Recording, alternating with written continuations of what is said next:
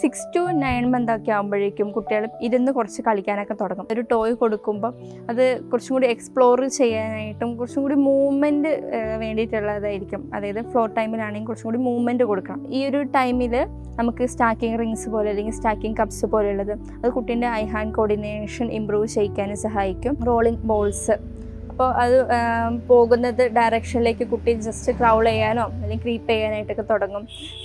ഇരുന്നിട്ടാണെങ്കിലും different ഡയറക്ഷനിൽ reach ചെയ്യാനൊക്കെ തുടങ്ങും. അപ്പോൾ റോളിങ് ബോൾസ് റോൾ ചെയ്യിപ്പിക്കണം. വലിയ സോഫ്റ്റ് ബ്ലോക്സ് വെച്ചിട്ടും കളിപ്പിക്കണം. അപ്പോൾ അത് വെച്ച് കുട്ടിയെ ട്രാൻസ്ഫർ ചെയ്യാനും അതുപോലെ തന്നെ 2 സാധനങ്ങൾ പിടിച്ച് കൊട്ടാനും അങ്ങനെയൊക്കെ ട്രൈ ചെയ്യും. അപ്പോൾ അതൊരു കോസ് ആൻഡ് എഫക്റ്റ് പ്ലേ ആണ് വരുന്നത്.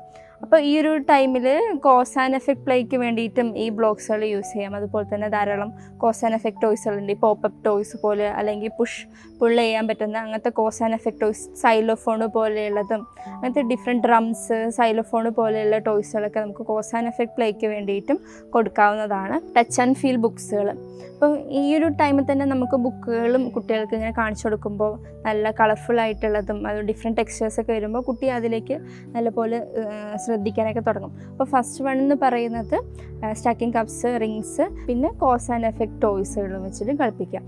ഈ ഒരു ടൈം ആകുമ്പോൾ ശ്രദ്ധിക്കേണ്ടതെന്ന് വെച്ചാൽ കുട്ടികൾക്ക് എല്ലാ സാധനങ്ങളും അടുത്ത് വെക്കുന്നതിന് പകരമായിട്ട് കുറച്ചും കൂടി കുട്ടി റീച്ച് ചെയ്യുന്നുള്ള ഡിസ്റ്റൻസിൽ വെക്കണം.